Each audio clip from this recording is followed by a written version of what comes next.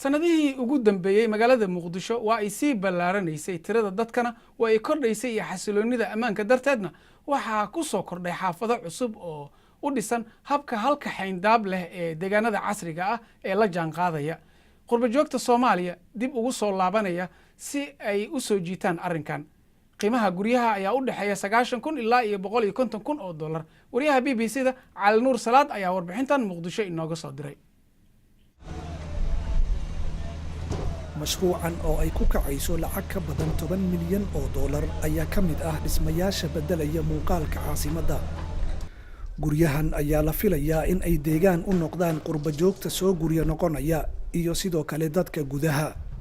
waxaan ku doortay xaafadan waa xaafad cusub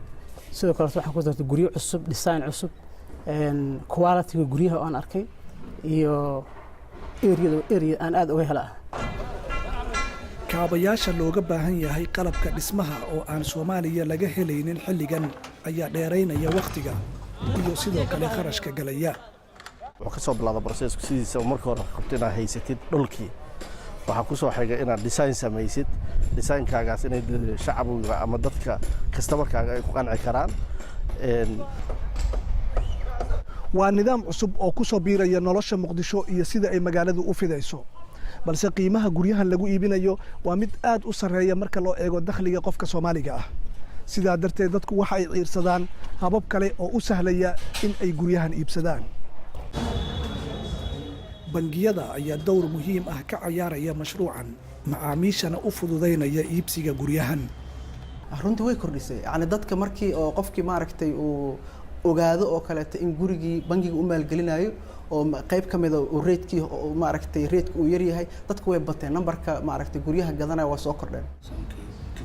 muddada lagu bixinayo deynta ayaa loo arkaa in ay tahay caqabad ku horgudban in ay macaamiil badan iibsadaan guryahan waxaan naqino kow nidaamyo oo maaragtay mortgage system ama financing oo bangiyada aan la macaamilno meelahaas markaan joogno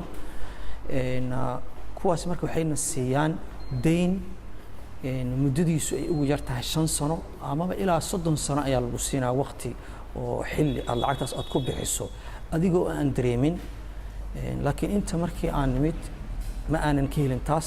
maxaa yeelay bangiyadii aan rabnay inaan la macaamilno waxay noo sheegeen waxay dhahaan 2 sano ku bixinaysiin horumarka caynkan oo kale ah oo ku soo badanaya Soomaaliya ayaa ah calaamad muujinaysa in uu dalku ka soo kabanayo dhowr iyo 20 sano oo burbur ah Cali Nuur Salaad BBC Muqdisho